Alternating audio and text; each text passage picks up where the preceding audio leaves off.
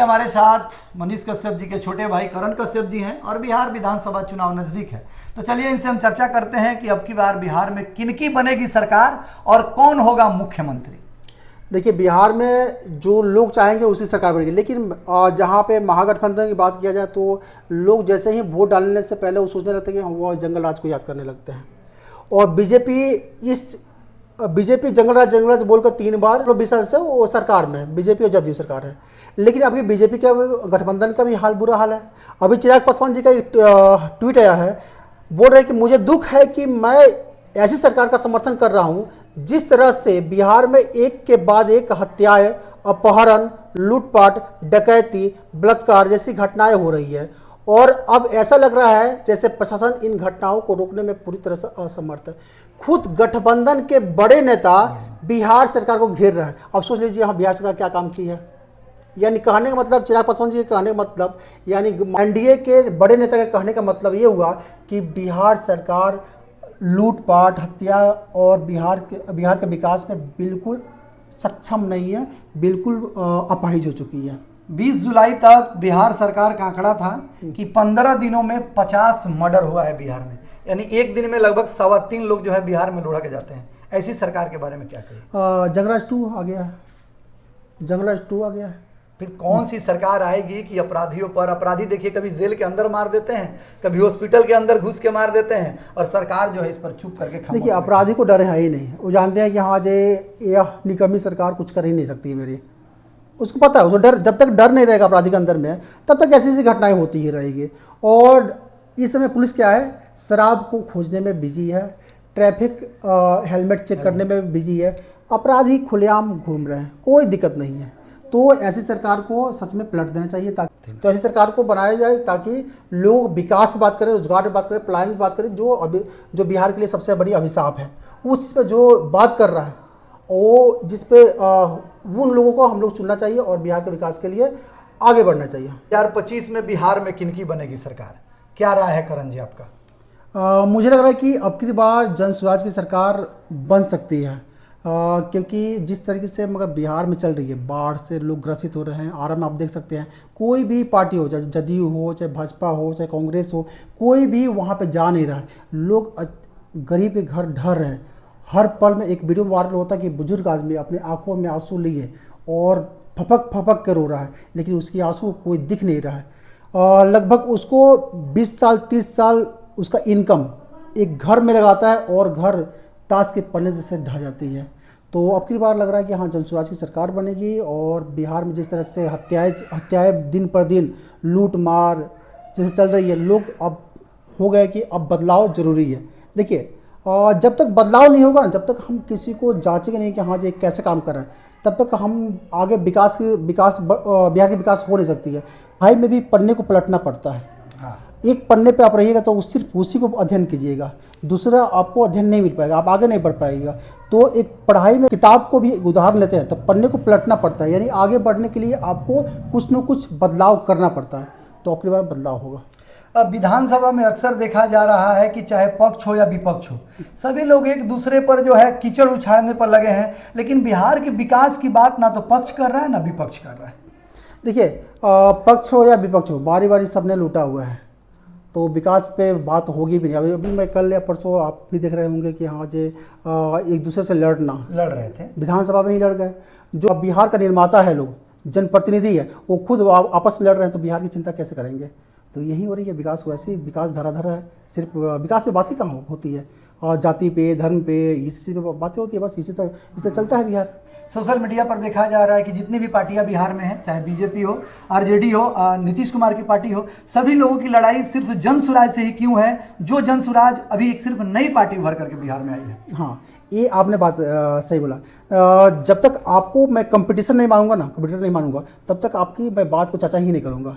जब लगे कि हाँ जो अमित पांडे मेरे बराबरी के आग खड़े हैं, मुझसे आगे बढ़ रहे हैं, तब मैं आपके बारे में बातें करना चालू करूंगा। कुछ दिन पहले यही जनसुराज थी, कोई इस पर चर्चा नहीं करना चाहता था, लेकिन आज देखिए हर जगह जनसुराज की बात चल रही है। चाहे बीजेपी हो, चाहे कांग्रेस हो, चाहे जदयू हो, चाहे आरजेडी हो, सब कोई जनसुराज से ही सवाल कर रहा है। और जनसुराज सरकार में है ही नहीं, आरजेडी को सवाल करना चाहिए था भाजपा से, भाजपा वालों को सवाल करना चाहिए आरजेडी से, लेकिन ये दोनों आदमी क्या कर रहे हैं, जब विकास की बात चल रही है तो जनसुराज से बात कर रहे हैं। तो ये चीज़ें अब की बार लग रहा है कि हाँ। क्या लगता है अगर जनसुराज की सरकार बिहार में बनती है तो किन किन मुद्दों पर खास करके काम करना चाहेगी? देखिए, जैसे प्रशांत किशोर जी बोलते हैं पलायन पे, बिहार में सबसे अभिशाप है पलायन, एक दाग है, हाँ, बहुत बड़ा दाग है। सबसे पहले पलायन जो रुक जाए ना, आज विकास दर ऐसे ही बढ़ जाएगी, बिहार ऐसे ही विकास के रास्तों पे चलने लगेगा। हमारे पास क्या नहीं, क्या चीज़ की कमी है? हमारे पास क्या पानी की कमी है? पानी है, जगह है, पानी भी है, सबसे कम कीमत में लेबर भी है, टैलेंट भी यहाँ पे है, आईपीएस यहीं पे, आईएएस यहीं पे, डॉक्टर सब ज़्यादा यहीं पे और इंजीनियर सब ज़्यादा यहीं पे। तो हमारे बिहार का विकास क्यों नहीं हो पाता है? क्योंकि यहाँ के जो नेता हैं वो चाहते ही नहीं यहाँ पे विकास हो।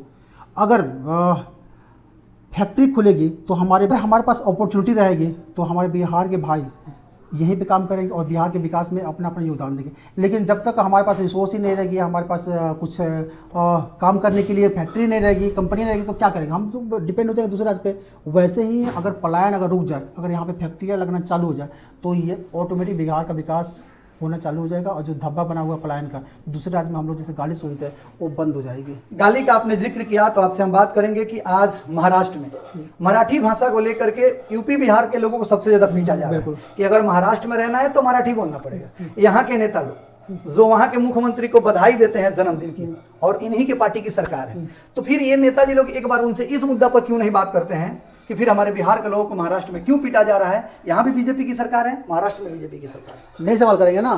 सवाल सबसे पहले इस मुद्दे पे प्रधानमंत्री नरेंद्र मोदी जी से सवाल होनी चाहिए। क्या मोदी जी सिर्फ महाराष्ट्र या गुजरात के मुख्यमंत्री हैं? क्या हिंदी भाषी से उनको वोट नहीं मिलती है? क्या हिंदी भाषी सांसद उनको सपोर्ट नहीं करते हैं? सबसे पहले उनको सवाल। आज इतने लोग पिटाई खा रहा है, इतने बेइज्जती हो रही है हमारे बिहार यूपी के लोग को, लेकिन कोई भी इस पर बोलने को रेडी नहीं है। यहाँ तक एक बार मोदी जी का ट्वीट भी नहीं आया कि हाँ जी नहीं ऐसा नहीं होना चाहिए, लेकिन सब कोई खामोश है और लोग हमारे लोग पिटाई वहाँ पे खा रहे हैं। देख रहे हैं आप, वीडियो वायरल हो रही है और जानबूझ के वायरल किया जाएगा हाँ जब बेइज्जती, मगर महसूस कराया जाता है कि हाँ नहीं आप बिहारी हो, बिहार में ही रहो, यहाँ पे आना मना है। और जबकि बिहार की जबकि भाजपा की सरकार वहाँ पे भी है और केंद्र में भी है, लेकिन किसी के कोई हिम्मत नहीं हो रही कि इन बिहारियों इन यूपी के लोगों का थोड़ा सा भी हेल्प करने का। सवाल अब ये भी युवा पूछ रहे हैं कि गुजरात की जनसंख्या 7 करोड़, फैक्ट्री 1.5 लाख, बिहार की जनसंख्या 14.5 करोड़, फैक्ट्री 0, फिर भी मोदी जी को यहाँ की जनता चुनाव जिता देती है। यही तो अभिशाप है, यही अभिशाप है हमारे बिहारियों के लिए। यही हम लोग जाति और पार्टी में बटे हुए हैं। मोदी जी की रैली होती है गुजरात में, वहाँ पे पहुँचते हैं 5,000, 10,000, 20,000। वहीं बिहार में जब मोदी जी आते हैं 50,000, 60,000, 1 लाख, 2 लाख लोग पहुँच जाते हैं। जबकि मोदी जी को गुजरात से ज़्यादा प्यार करने वाले बिहार के लोग हैं।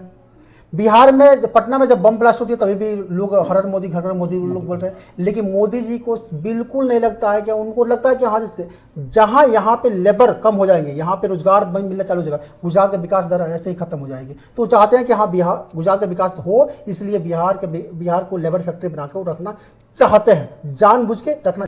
केंद्र में सरकार बनाने के लिए 272 सीटों की जरूरत है, जिसमें से पिछले बार हमारे बिहार ने 39 दिया था, यूपी में लगभग 80 के आसपास मिला था और झारखंड में 20, यानी आधा सीट जो चाहिए ये सिर्फ 3 राज्य देते हैं। और यही तीनों राज्य भारत में सबसे पीछे है और यही बेरोजगार लोग हैं। नहीं, इस बात को मैं खंडन करूँगा, यूपी हमारे बिहार से बहुत आगे निकल चुका है। आप बताइए कि हाँ बिहार में कितने एक्सप्रेसवे हैं? नहीं है, एक भी है नहीं है। जबकि इस समय उत्तर प्रदेश में एक्सप्रेसवे का राज्य बना दिया गया, हर तरीके से एक सर्कल बना दिया गया, जहां पे जाओ जहां पे एक्सप्रेसवे लगी हुई है।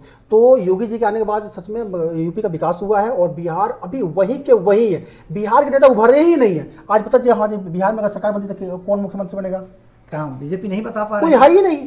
अब तो खबर ये भी आ रहा है कि हमारा नेता कैसा हो तो निशांत कुमार जैसा हो, बिहार का भविष्य कैसा हो निशांत कुमार जैसा हो। बिल्कुल, नीतीश जी के बेटा आने वाले हैं मुख्यमंत्री के तौर पर। वही तो अभिशाप है। बीजेपी इतनी स्ट्रांग हो रही, लोग बोलते हैं कि बीजेपी बिहार में इतनी स्ट्रांग हुई, आज तक एक मुख्यमंत्री के दावेदार कोई पैदा ही नहीं हुआ। कोई है? किसी बना सकते हैं? किसी पर राजी हो सकती है? नहीं हो सकती है। अब सोच लीजिए हाँ बीजेपी बिहार में बैसाखियों के सहारे, वो कैसे भी जदयू के सहारे जी रही है। आज जदयू हट जाए ना, बीजेपी का नामो निशान खत्म हो जाएगी।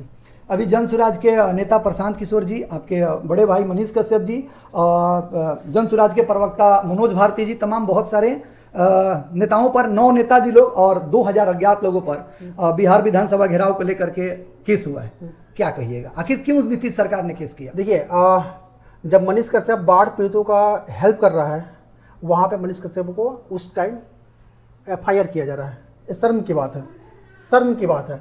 मनीष कश्यप इस समय बाढ़ आरा में जो बाढ़ आई है वहाँ पे लोगों को हेल्प कर रहा है, और उसी टाइम बिहार सरकार मनीष कश्यप पे FIR करने में जल्दीबाजी कर रही थी। कोई बात नहीं है, FIR हुई है, लेकिन इतिहास गवाह है, मनीष कश्यप पे जब भी अगर बेवजह कोई टारगेट किया है, उसका बर्बादी लिखा हुआ है। चाहे वो आज तबलीग प्रकरण हो, चाहे उसके बाद में PMCH का मामला हो, दोनों मामलों में आप देख सकते हैं, आप झांक सकते हैं, आप समझ सकते हैं कि जब भी उस पर बेवजह हमला हुआ है तो भगवान ऊपर से उन लोगों को जरूर सताए। तो चलिए, हमारे साथ करण कश्यप जी हैं, आपने इनकी पूरी बातों को सुना। बाकी आप अपना राय और विचार जरूर दीजिएगा कि बिहार में 2025 में किनकी सरकार बनेगी और कौन बेहतर मुख्यमंत्री साबित हो सकता है।